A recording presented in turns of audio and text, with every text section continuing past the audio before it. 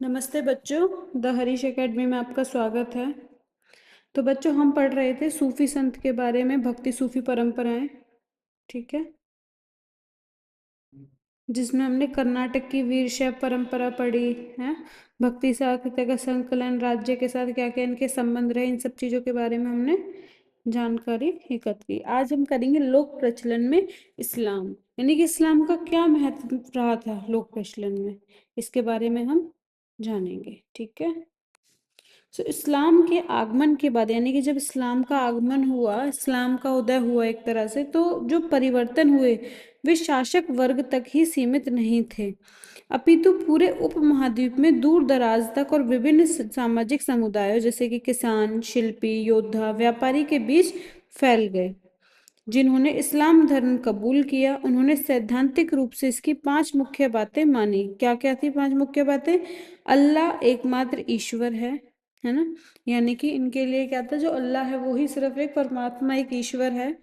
पैगंबर मोहम्मद उनके दूत हैं। दूत कौन होता है? जो उनके संदेश हम तक लेके आता है ना। तो पैगंबर मोहम्मद उनके दूत हैं। दिन में 5 बार नमाज पढ़ी जानी चाहिए, खैरात बांटनी चाहिए, यानी कि ज़कात बोलते हैं जिसे हम। रमज़ान के महीने में रोज़ा रखना चाहिए और हज के लिए मक्का जाना चाहिए। कौन कौन सी 5 बातें थी? एक तो हो गई अल्लाह है जो, वो एकमात्र ईश्वर है। दूसरा, पैगंबर मोहम्मद उनके दूत हैं। तीसरा, दिन में 5 बार नमाज पढ़नी चाहिए। चौथा है खैरात बांटनी चाहिए, यानी कि ज़कात एक तरह से जैसे हमारे हिंदू धर्म में दान बोला जाता है। और पांचवा क्या है? रमज़ान के महीने में रोज़ा रखना चाहिए और हज के लिए मक्का जाना चाहिए। किंतु इन सार्वभौमिक तत्वों में अक्सर सांप्रदायिक, यानी कि शिया और सुन्नी, ये 2 संप्रदाय हैं किसके? मुसलमानों के, एक शिया और एक सुन्नी। वजहों से तथा स्थानीय लोकाचारों के प्रभाव की वजह से भी धर्मांतरित लोगों के व्यवहारों में भिन्नता देखने में आती थी। उदाहरणतः खोजा खोजा इस्माइली, यानी कि शिया समुदाय के लोगों ने कुरान के विचारों की अभिव्यक्ति के लिए देशी साहित्यिक विधा का सहारा लिया। जीनन व्युत्पत्ति संस्कृत शब्द ज्ञान से। जो जीनन शब्द है, किसका शब्द है? संस्कृत का। जीनन नाम से भक्ति गीत जो राग में निबद्ध थे, पंजाबी, मुल्तानी, सिंधी, कच्छी, हिंदी और गुजराती में दैनिक प्रार्थना के दौरान गाए जाते थे। क्या? जीनन शब्द, यानी कि जो जीनन के नाम से भक्ति गीत होते थे। इसके अलावा अरब मुसलमान व्यापार जो मालाबार तट यानी केरल के किनारे बसे, उन्होंने न केवल स्थानीय मलयालम भाषा को अपनाया, अपितु स्थानीय आचारों जैसे मातृकुल्यता और मातृकुल्यता, इसके बारे में हमने अध्याय 3 में पढ़ा था, और मातृ गृहता को भी अपनाया। एक सार्वभौमिक धर्म की स्थानीय, अब देखो यहाँ पे लिखा हुआ मातृगृहता क्या होती है। मातृगृहता वह परिपाटी है जहाँ स्त्रियां विवाह के बाद अपने मायके में ही अपनी संतान के साथ रहती हैं और उनके पति उनके साथ आकर रह सकते हैं। एक सार्वभौमिक धर्म के स्थानीय आचारों के संग जटिल मिश्रण का सर्वोत्तम उदाहरण संभवतः मस्जिदों की स्थापत्य कला में दृष्टिगोचर होता है। मस्जिदों के कुछ स्थापत्य संबंधी तत्व सार्वभौमिक थे, जैसे कि इमारत का मक्का की तरफ अनुस्थापन, जो मेहराब यानी प्रार्थना का आला, यानी कि जहां पर लोग प्रार्थना करते हैं वो जगह, और मिंबर यानी कि व्यासपीठ की स्थापना से लक्षित होता था। बहुत से तत्व ऐसे थे जिनसे भिन्नता देखने में आती है, जैसे छत और निर्माण का सामान। इसके बाद आता है समुदायों के नाम।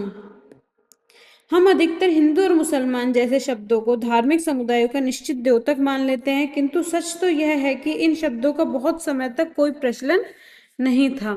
जिन इतिहासकारों ने 8वीं से 14वीं शताब्दी के बीच संस्कृत ग्रंथों और अभिलेखों का अध्ययन किया है, वे इस तथ्य को उजागर करते कि इनमें मुसलमान शब्द का शायद ही कहीं प्रयोग हुआ हो। यहाँ पर देखो पिक्चर में ईंटों की बनी अतिया मस्जिद 1609 में जो बनवाई गई थी, जिला मेमनसिंह, बांग्लादेश में। इसके विपरीत लोगों का वर्गीकरण उनके जन्म स्थान के आधार पर किया जाता था। इस तरह तुर्की मुसलमानों को तुरश्क क्या कहा जाता था? तुर्की मुसलमानों को तुरश्क कहा गया। तजाकिस्तान से आए लोगों को ताजिक और फारस के लोगों को पारसिक नाम से, फारस के लोगों को किसके नाम से? पारसिक, यानी कि फ को प बोलते थे, पारसिक नाम से संबोधित किया। यदा कदा अन्य लोगों को दिए गए नामों को नए प्रवासियों के साथ भी जोड़ा गया। उदाहरणतः तुर्क और अफगानों को शक, जो हमने किसके बारे में पढ़ा था, शक शासन के बारे में, अध्याय 2 और 3 में पढ़ा था, शक और यवन भी कहा गया। इन प्रवासी समुदायों के लिए एक अधिक सामान्य शब्द मलेच्छ था। क्या था? मलेच्छ, जो इस बात की ओर इंगित करता है कि वह वर्ण नियमों का पालन नहीं करते थे और ऐसी भाषाएं बोलते थे जो कि संस्कृत में नहीं बनी थी या नहीं उपजी थी।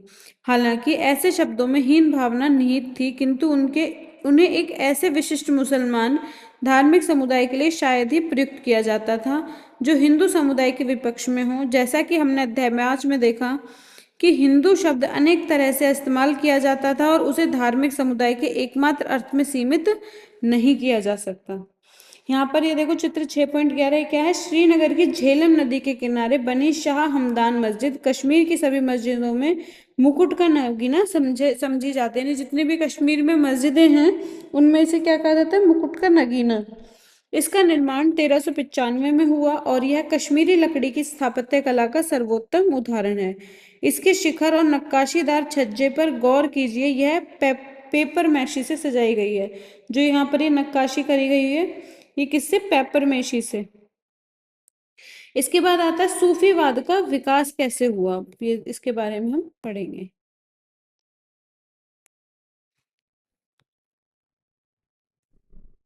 इस्लाम की आरंभिक शताब्दियों में धार्मिक और राजनीतिक संस्था के रूप में खिलाफत की बढ़ती विषय शक्ति के विरुद्ध कुछ आध्यात्मिक लोगों का रहस्यवाद और वैराग्य की ओर झुकाव बढ़ा। उन्हें सूफी कहा जाने लगा। इन लोगों ने रूढ़िवादी परिभाषाओं और धर्माचार्यों द्वारा, जो धर्म के आचार्य थे उनके द्वारा दी गई कुरान और सुन्ना की बौद्धिक व्याख्या की आलोचना की। इसके विपरीत उन्होंने मुक्ति की प्राप्ति के लिए ईश्वर की भक्ति और उनके आदेशों के पालन पर बल दिया। उन्होंने पैगंबर मोहम्मद को इंसान एक कामिल बताते हुए, क्या बताया उन्होंने पैगंबर मोहम्मद को? इंसान एक कामिल, उनका अनुसरण करने की सीख दी। सूफियों ने कुरान की व्याख्या अपने निजी अनुभवों के आधार पर करी थी। अब देखो सूफीवाद और तसव्वुफ क्या होता है।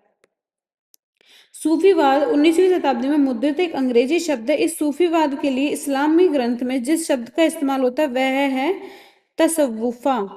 क्या? तसव्वुफा। कुछ विद्वानों के अनुसार यह शब्द सूफ से निकलता है जिसका अर्थ ऊन है। यह उस खुरदरे ऊनी कपड़े की ओर इशारा करता है जिसे सूफी पहनते हैं। अन्य विद्वान इस शब्द की व्युत्पत्ति सफ़ी से मानते हैं, जिसका अर्थ है साफ। यह भी संभव है कि यह शब्द सफ़ा से निकला है, जो पैगंबर की मस्जिद के बाहर एक चबूतरा था। मैंने आपको चैप्टर के स्टार्टिंग में भी बताया था कि जो सूफी जो कवि होते थे, सूफीवाद, ये शब्द कहाँ से निकला है? तो ये अर्थ निकला है हमारा, जो पैगंबर की मस्जिद के बाहर एक चबूतरा था जहाँ निकट अनुयायियों की मंडली धर्म के बारे में जानने के लिए इकट्ठी होती थी, तो वहीं से ये सूफीवाद शब्द का उत्पन्न हुआ एक तरह से। इसके बाद है खानका और सिलसिला क्या है। 11वीं शताब्दी तक आते आते सूफीवाद एक पूर्ण विकसित आंदोलन था, जिसका सूफी, आप हिंदी में पढ़ते भी हो, सूफी आंदोलन, जिसका सूफी और कुरान से जुड़ा अपना साहित्य था। संस्थागत दृष्टि से सूफी अपने को एक संगठित समुदाय यानी कि खानका, जो कौन सा शब्द है? ये फारसी का शब्द है, खानका, के इर्द गिर्द स्थापित करते थे। खानका का नियंत्रण शेख अरबी, पीर अथवा मुर्शिद फारसी के हाथ में था। वे अनुयायियों की भर्ती करते थे और अपने वारिस की नियुक्ति करते थे। आध्यात्मिक व्यवहार के नियम निर्धारित करने के अलावा खानका में रहने वालों के बीच के संबंध और शेख व जन सामान्य के बीच के रिश्तों की सीमा भी नियत करते थे। 12वीं शताब्दी के आसपास इस्लामी दुनिया में सूफी सिलसिलों का गठन होने लगा। किसका गठन होने लगा? सूफी सिलसिलों का। सिलसिला का शाब्दिक अर्थ है जंजीर, जो शेख और मुरीद के बीच एक निरंतर रिश्ते की द्योतक होती है, यानी कि एक कड़ी होती है उनके बीच की, जिसकी पहली अटूट कड़ी पैगंबर मोहम्मद से जुड़ी है। इस कड़ी के द्वारा आध्यात्मिक शक्ति और आशीर्वाद मुरीदों तक पहुंचता है। यानी कि मुरीद कौन होते हैं? जैसे एक तरह से जो उनके भक्त होते हैं ना। दीक्षा के विशिष्ट अनुष्ठान विकसित किए गए, जिसमें दीक्षित को निष्ठा का वचन देना होता था और सिर मुड़ाकर, यानी कि सिर के बाल हटवाकर थेगड़ी लगे वस्त्र धारण करते थे। पीर की मृत्यु के बाद उसकी दरगाह उसके मुरीदों के लिए भक्ति का स्थल बन जाती थी। इस तरह पीर की दरगाह पर जियारत के लिए जाने की, खास तौर से उनकी बरसी के अवसर पर परिपाटी चल निकली। इस परिपाटी को उर्स कहा जाता था। क्या कहा जाता? उर्स। उर्स मतलब विवाह मायने पीर की आत्मा का एक ईश्वर से मिलन है, क्योंकि लोगों का मानना था कि मृत्यु के बाद पीर ईश्वर से एकीभूत हो जाते हैं और इस तरह पहले की बजाय उनके अधिक करीब हो जाते हैं। लोग आध्यात्मिक और ऐहिक कामनाओं के लिए अपनी, जो ऐहिक मतलब जो अपनी ऐच्छिक, जो उनकी इच्छा के अनुसार की कामनाएं होती है, उनकी पूर्ति के लिए उनका आशीर्वाद लेने जाते थे। इस तरह शेख का वली के रूप में आदर करने की परिपाटी शुरू हुई। अब है सिलसिलों के नाम। ज्यादातर सूफी वंश उन्हें स्थापित करने वालों के नाम पर पड़े। उदाहरणतः कादरी सिलसिला शेख अब्दुल कादिर जिलानी के नाम पर पड़ा। कुछ अन्य सिलसिलों का नामकरण उनके जन्म स्थान पर चिश्ती नाम, ये बहुत फेमस था चिश्ती नाम, मध्य अफगानिस्तान के चिश्ती शहर से लिया गया। वली, वली का क्या मतलब होता है? बहुवचन होता है वली का औलिया, अर्थात ईश्वर का मित्र। वह सूफी जो अल्लाह के नजदीक देने होने का दावा करता था और उनसे मिली बरकत से करामात करने की शक्ति रखता था। तो वो कौन है? अल्लाह औलिया, यानी कि वली औलिया एक ही बात है। खानकाह के बाहर कुछ रहस्यवादियों ने सूफी सिद्धांतों की मौलिक व्याख्या के आधार पर नवीन आंदोलनों की नींव रखी। खानकाह का तिरस्कार करके यह रहस्यवादी फकीर की जिंदगी बिताते थे। निर्धनता और ब्रह्मचर्य को उनके गौरव प्रदान किया। उन्हें विभिन्न नामों से जाना जाता था, कलंदर, मदारी, मलंग, हैदरी इत्यादि। शरिया की अवहेलना करने के बाद उन्हें बेशरिया कहा जाता था। इस तरह उन्हें शरिया का पालन करने वाले सूफियों से अलग करके देखा जाता था, यानी कि जो शरिया का पालन करते थे उनसे अलग करके देखा जाता था। इसके बाद आता है उपमहाद्वीप में चिश्ती सिलसिला। तो 12वीं शताब्दी के अंत में भारत आने वाले सूफी समुदायों में चिश्ती सबसे अधिक प्रभावशाली रहे। मैंने आपको अभी स्टार्टिंग में पहले भी बताया था कि जो चिश्ती है वो बहुत फेमस रहे थे। इसका कारण था कि उन्होंने न केवल अपने आप को स्थानीय परिवेश में अच्छी तरह ढाला, बल्कि भारतीय भक्ति परंपरा की कई विशिष्टताओं को भी अपनाया। फिर है चिश्ती खानका में जीवन। खानका सामाजिक जीवन का केंद्र बिंदु था। हमें शेख निजामुद्दीन औलिया की खानका के बारे में पता है, जो उस समय के दिल्ली शहर की बाहरी सीमा पर यमुना नदी के किनारे गियासपुर में था। यहाँ कई छोटे छोटे कमरे, एक बड़ा हॉल था, जमात खाना बोलते थे। जैसे जो बड़ा हॉल होता था इसे हम क्या बोलते थे? जमात खाना। और जो छोटे छोटे इसके आसपास में ये कमरे होते थे, वहां सहवासी और अतिथि रहते और उपासना करते थे। सहवासियों में शेख का अपना परिवार, सेवक और अनुयायी थे। शेख एक छोटे कमरे में छत पर रहते थे, जहां वह मेहमानों से सुबह शाम मिला करते थे। आंगन एक गलियारे से घिरा होता था और खानका को चारों ओर से दीवार घेरे रहती थी। एक बार मंगोल आक्रमण के समय पड़ोसी क्षेत्र के लोगों ने खानका में शरण ली। अब है चिश्ती सिलसिला के मुख्य उपदेशक। ये देखो यहाँ पे सूफियों में शेख मुहिद्दीन चिश्ती, ये 1235 में इनका मृत्यु का वर्ष है और ये इनका दरगाह का स्थान कहाँ पर है? अजमेर राजस्थान में। किसकी? शेख मुहिद्दीन चिश्ती की दरगाह कहाँ पर है? राजस्थान में। फिर है ख्वाजा कुतुबुद्दीन बख्तियार काकी, इनकी दरगाह दिल्ली में। फिर शेख फरीदुद्दीन गंज ए शकर, ये कहाँ पर है? अजोदन पाकिस्तान में। शेख निजामुद्दीन औलिया, ये दिल्ली में है।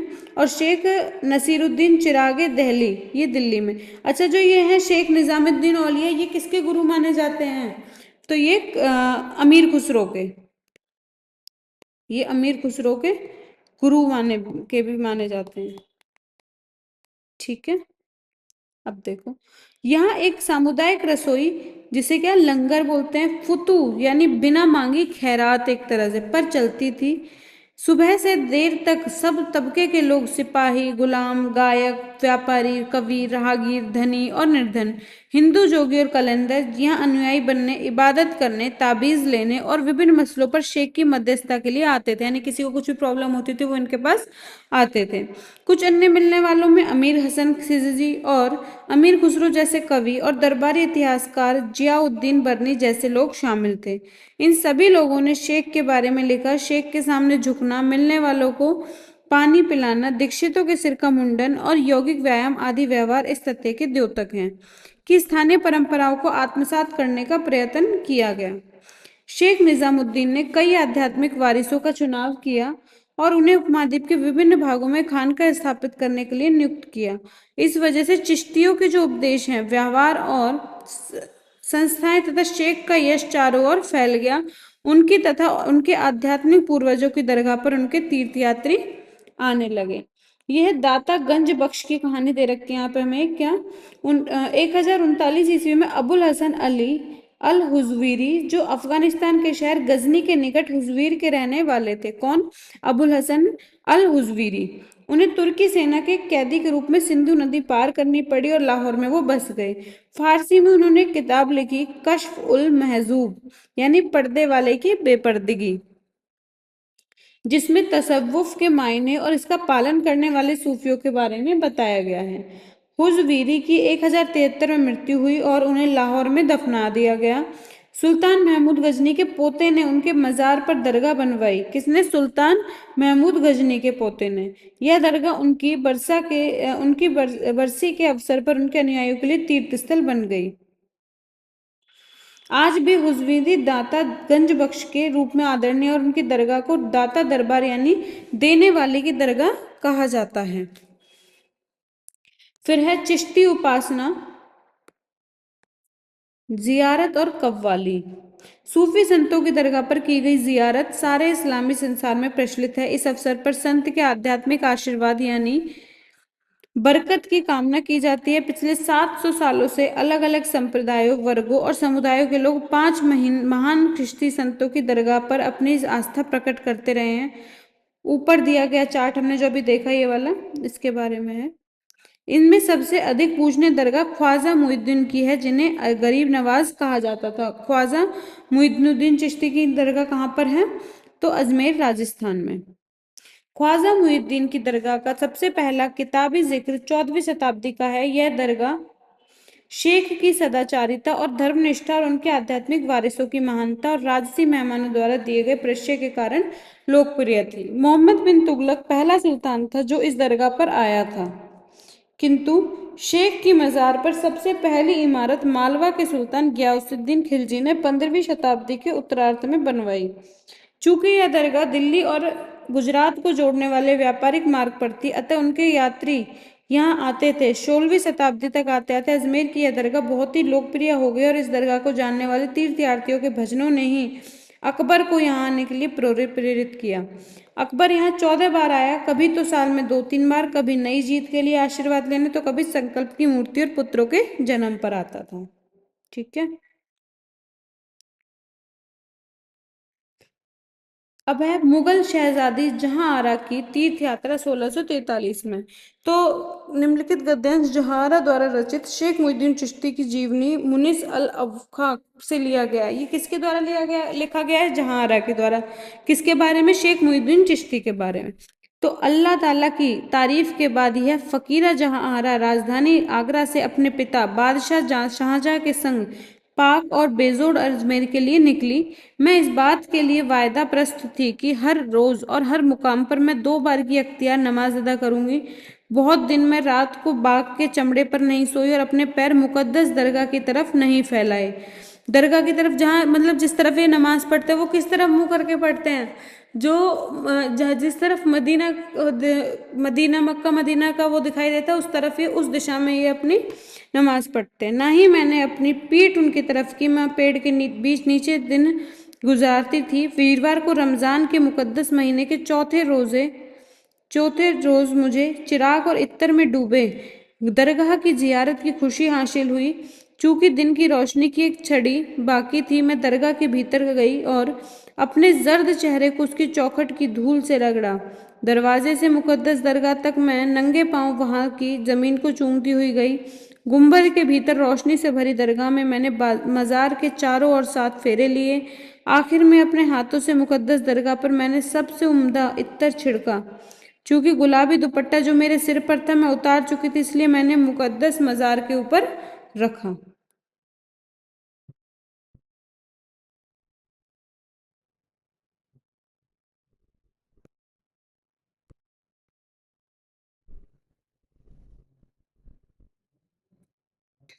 उन्होंने यह परंपरा 1580 तक बनाए रखी। प्रत्येक यात्रा पर बादशाह दान भेंट किया करते थे, जिनके ब्यौरे शाही दस्तावेजों में दर्ज हैं।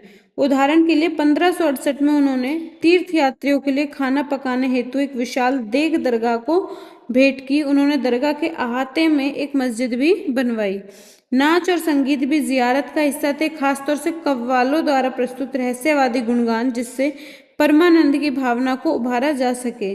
सूफी संत जिक्र, ईश्वर का नाम, यानी कि जिक्र मतलब ईश्वर का नाम जो जपते हैं उसको बोला है इसमें जिक्र, या फिर समा यानी श्रवण करना, यानी कि उस चीज को सुनना, यानी आध्यात्मिक संगीत की महफिल के द्वारा ईश्वर की उपासना में विश्वास रखते थे।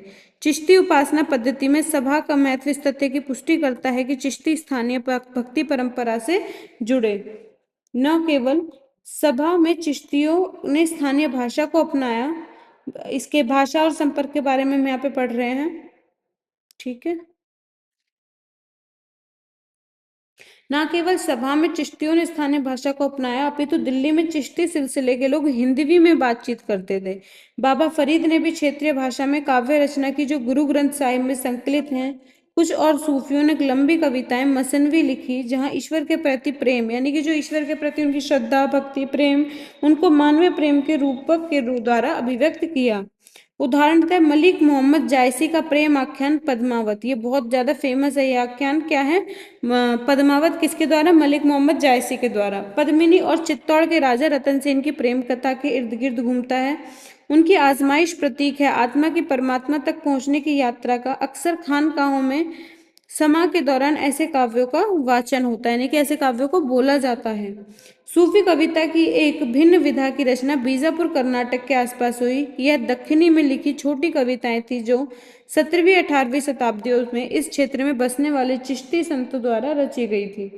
ये रचनाएं संभवतः औरतों द्वारा घर का काम जैसे चक्की पीसते, चरखा काटते हुए गाई जाती थी। कुछ और रचनाएं लोरीनामा और शादीनामा के रूप में लिखी गई। संभव है कि इस क्षेत्र के सूफियां पहले से चलती आई भक्ति परंपरा से प्रभावित हुए, यानी कि उन्हें अच्छा लगा। ये देखो यहाँ पे बॉक्स में अमीर खुसरो खुसरो और कौल। अमीर खुसरो इनका जन्म हुआ 1253 में और मृत्यु हुई 1325 में। महान कवि, संदिग्ध और शेख निजामुद्दीन औलिया के अनुयायी थे। मैंने कहा था ना, इनके जो गुरु थे वो कौन थे? औलिया साहब। उन्होंने कौल यानी कि अरबी भाषा का अर्थ है, जिसका अर्थ क्या है? कहावत।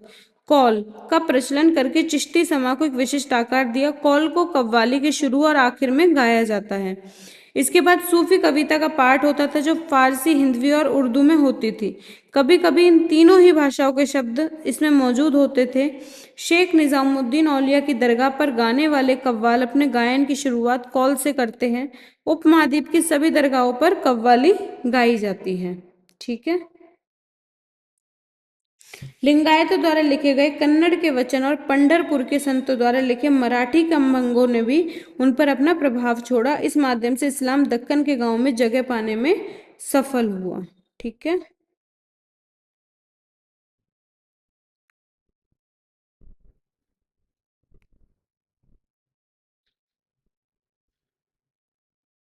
एक बॉक्स और रह गया हमारे पास ऊपर, ये रहा देखो। मुल्क का चिराग। प्रत्येक सूफी दरगाह के कुछ विशिष्ट लक्षण होते थे, जैसे 18वीं शताब्दी में दक्कन के दरगाह कुली खान ने शेख नसीरुद्दीन चिराग ए दहली की दरगाह के बारे में मुरक्का ए दहली में लिखा है कि शेख सिर्फ दहली के ही चिराग नहीं, बल्कि सारे मुल्क के चिराग हैं। लोगों का हुजूम यहाँ आता है, खास तौर से इतवार के रोजे। दिवाली के महीने में दिल्ली की सारी आबादी दरगाह पर उमड़ जाती है और हौज के पास तंबू गाड़कर वे कई दिनों तक यहाँ रहते हैं। पुराने रोगों को ठीक करने के लिए वे यहाँ नहाते हैं। हिंदू और मुसलमान एक ही भावना से आते हैं। सुबह से शाम तक लोग आते हैं और पेड़ की छांव में हंसी खुशी में समय बिताते हैं। ठीक है। तो बच्चों, आज के लिए हम करेंगे इतना ही। कल हम पढ़ेंगे सूफी और राज्य के बारे में। ओके। तो मिलते हैं अपनी नेक्स्ट वीडियो में। तब तक के लिए goodbye and have a nice day. Thank you.